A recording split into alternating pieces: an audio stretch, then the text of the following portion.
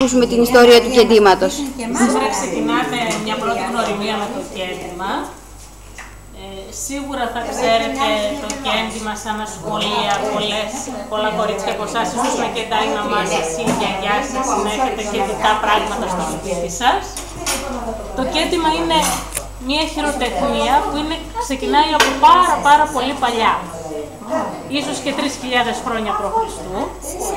Από τότε που ουσιαστικά εφευρέθηκε η βελόνα και η κλωστή, υπάρχει και η καλλιτεχνική έκφραση του ραψίματος που είναι το κέντημα.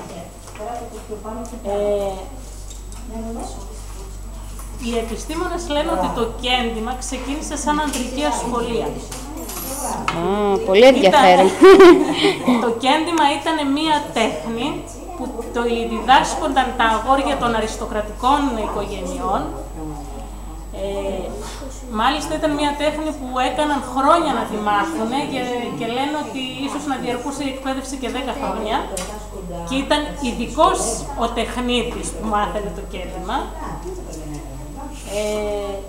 Υπάρχουν πάρα πολλές βελονιές. Ξεκινάτε εσείς σήμερα να μάθετε τη σταυροβελονιά που είναι η πιο βασική και γνωστή βελονιά κεντήματος. Υπάρχουν όμως πολλές βελονιές. Δεν ξέρω αν θα συνεχίσετε, θα μάθετε ή θα έχουμε την ευκαιρία να μάθουμε στο μέλλον για άλλες βελονιές. Αλλά μερικές περιοχές έχουν αναπτύξει και το δικό τους τρόπο κεντήματος. Αν πάτε στην Κύπρο θα δείτε ότι υπάρχουν και τα κυπριακά κεντήματα που είναι ειδικά, ή στη Λευκάδα που έχουν τα λευκαδίτικα κεντήματα. Έτσι υπάρχουν και στο εξωτερικό κάποιες περιοχές έχουν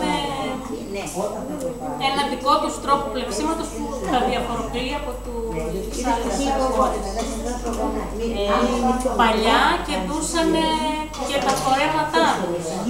Αν κάποια κορίτσια από εσάς πάτε σε χορευτικούς συλλόγους, παραδοσιακές στολές, παραδοσιακές φορεσιές, θα δείτε ότι αυτές είναι όλες κεντημένες. Ήταν δηλαδή, και μάλιστα γινόταν και ένα είδος διαγωνισμός, ποιος θα έχει το ωραιότερο στολισμένο φόρεμα ή γυλαίκο ή μαντήλα ή ποδιά, κεντούσανε.